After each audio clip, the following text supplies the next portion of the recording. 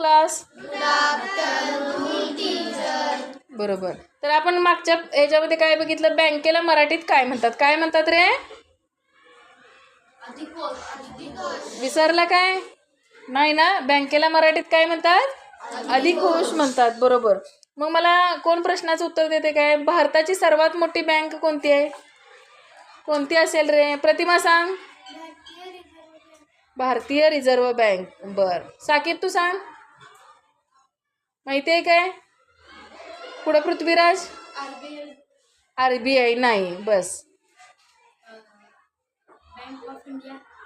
Bank of India पण नाही. पुढं बँक ऑफ बडोदा पण नाही आहे. पुढे तू सांग ध्रुव, माहिती आहे का तुम्हाला? नाही माहिती काय? मी सांगू? हा सांग. Bank of Maharashtra. Bank of Maharashtra पण नाही. भारताची म्हटले मी, होय की नाही? मग कोणती बँक आहे? State bank of India. कोणती आहे?